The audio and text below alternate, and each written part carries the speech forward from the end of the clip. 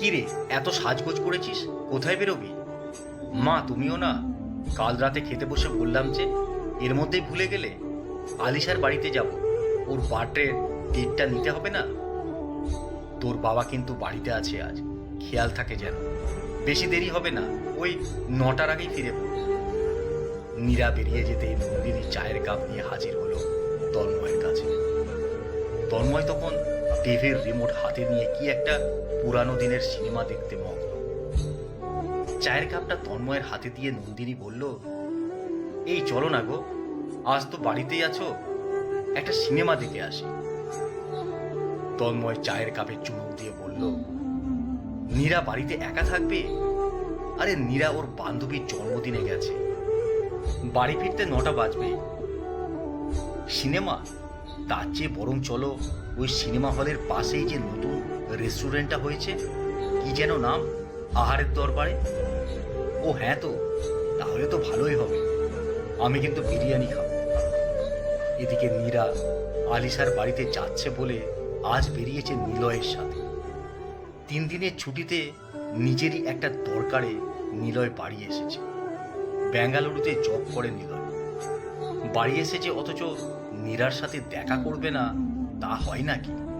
পরশু রাতেই ফ্লাইট, বেঙ্গালুরু ফিরে যেতে হবে নিলয়কে। মুখোমুখি বসে গল্প জমিয়েছে নীরা আর নিলয়, সঙ্গে নীরার পছন্দের বিরিয়ানি।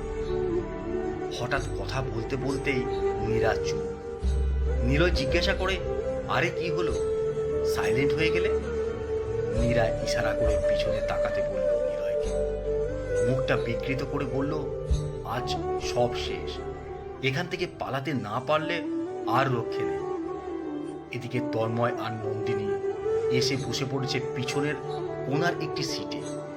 নীরার তখন নিজেকে আড়াল করার চেষ্টা। নিলয় জিজ্ঞেস করলো, বেরিয়ে যাবে কি এখান থেকে? আরে মাথা মোটা, বেরোতে গেলেই তো হাতে নাতে ধরা পড়ব। বাবা যদি একটি বার এদিকে তাকায়। আমি আজ গেলাম। নীরা ভয়ে দূর দূর। নিলয় বলে, তুমি এক কাজ করো, ওয়াশরুমে চলে যাও, আমি বরং বসি। আমাকে তো চেনে না তোমার বাবা মা, কতক্ষণ আমি ওয়াশরুমে থাকবো? যা বলছি সেটাই করো, ওটাই ভালো হবে। নীরা ওয়াশরুমে যেতে উদ্যত হলে নিলয় বলল, এই যে ম্যাডাম, ওয়াশরুমে যাওয়ার দরকার নেই, তাকিয়ে দেখো তোমার বাবা মা চলে গেছে। যাক, বাঁচা গেল। নীরা যেন হাত ছেড়ে বাঁচে, যেখানে বাঘের ভয় সেখানেই সন্ধে হয়।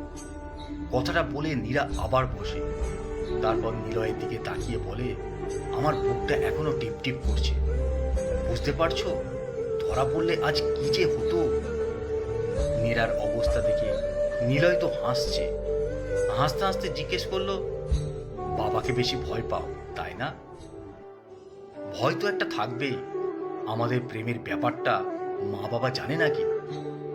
তুমিও এখন কথা বলো না, কিন্তু একটা জিনিস বুঝলাম না, তোমার মা বাবা রেস্টুরেন্টে এসে ঢুকলেন, অথচ কোনো অর্ডার না করে বেরিয়ে গেলেন।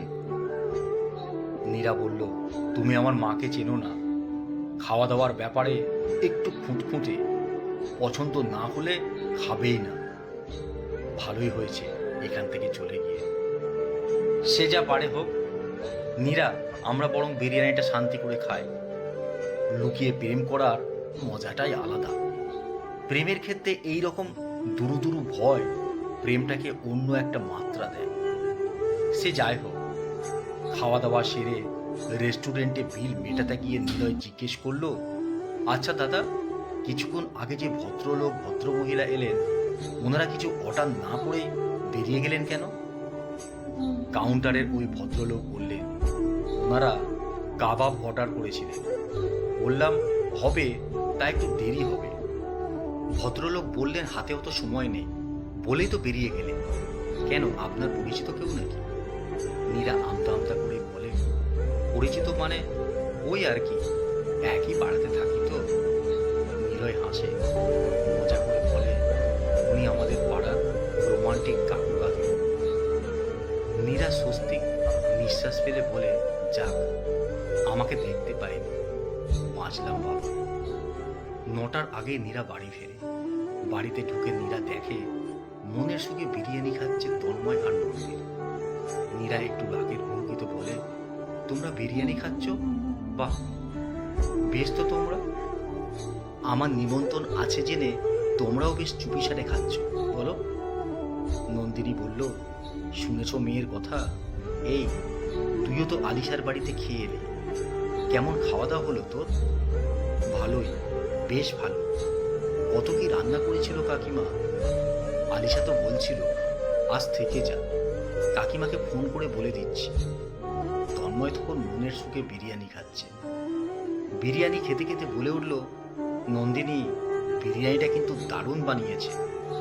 নীরা একটু খেয়ে দেখবি নাকি? নীরা রাগ দেখিয়ে বলল, থাক, আর আমার মন ভোলাতে হবে না।